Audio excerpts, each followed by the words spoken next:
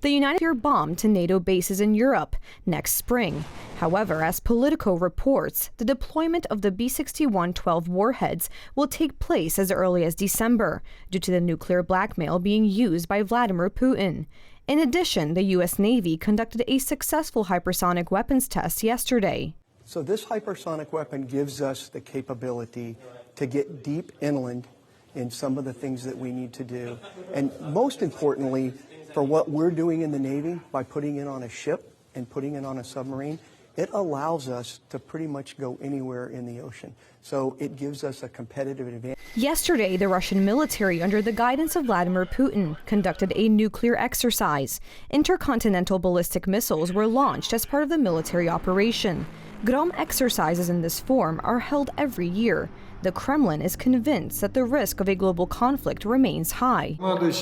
During the exercises, we develop a test of the use of strategic nuclear weapons in response to an enemy nuclear attack. Meanwhile, 150 Ukrainian grain ships remain in Black Sea ports, unable to safely deliver their cargoes. The United Nations, which mediated between Russia and Ukraine in early October, has been involved in resuming grain exports from Ukraine. We are keen to see that renewed promptly now.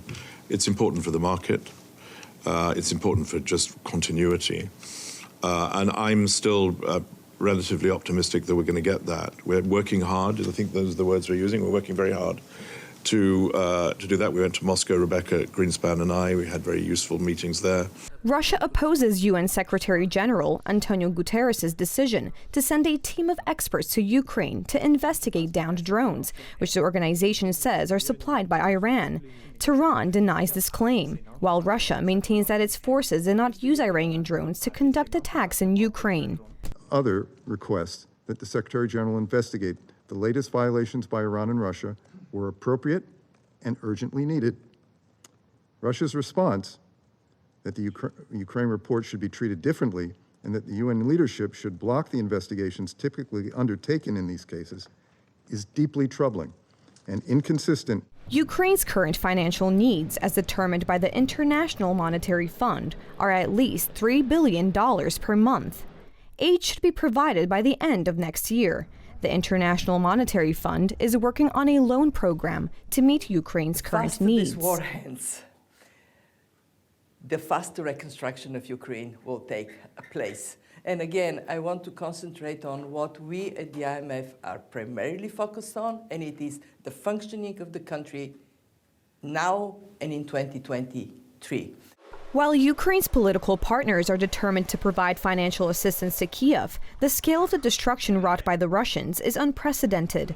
Families shattered by forced migration, lasting psychological trauma, and deep wounds in hearts from the loss of loved ones represent just a fraction of the effects of Russian atrocity.